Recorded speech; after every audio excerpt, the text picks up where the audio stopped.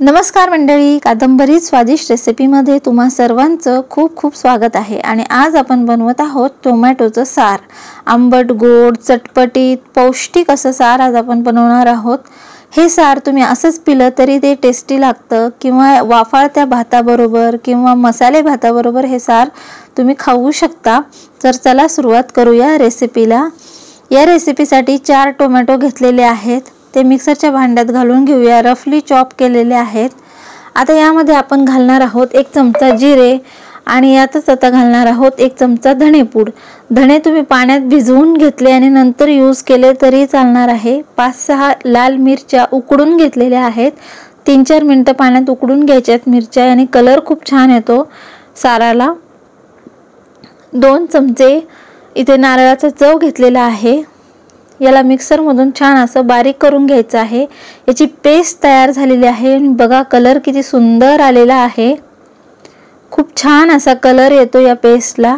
आता यामध्ये काही बिया असू शकतात किंवा टोमॅटोची साल असू शकते, तर त्याला गाळणीने आपण गाळून घेणार आहोत। यामध्ये फार जास्त आता पाणी घालायचं नाहीये, गरजेपुरतच पाणी घालून याला आता आपण गाळून घेणार आहोत।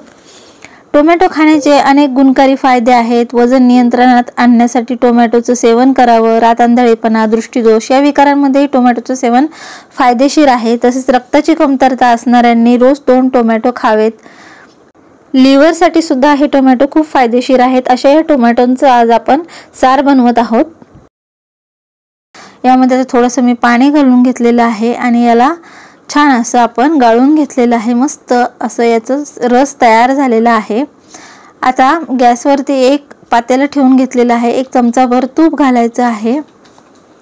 यामध्ये आता 1 चमचा जिरे घालून घेतलेले आहेत। या फोडणीमध्ये आता आपण 1 तुकडा दालचिनीचा घालून घेणार आहोत।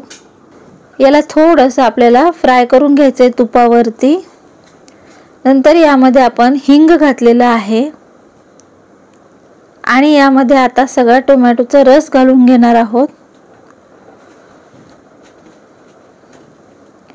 मस्त कलर आलेला आहे टोमॅटोचा, बघा किती सुंदर रंग दिसतोय। आता चवीनुसार मीठ घातलेलं आहे, काळे मिऱ्यांची पूड करून घातलेली आहे आणि आंबटपणा थोडासा बॅलन्स व्हावा म्हणून थोडासा गूळ घातलेला आहे आणि थोडंसं तिखट घालून घ्यायचं आहे। ज्या मिरच्या घातलेल्या आहेत त्या मिरच्या तिखट नाही आहेत म्हणून थोडंसं लाल तिखट घालून घेतलेलं आहे आणि याला आता ढवळून घ्यायचं आहे।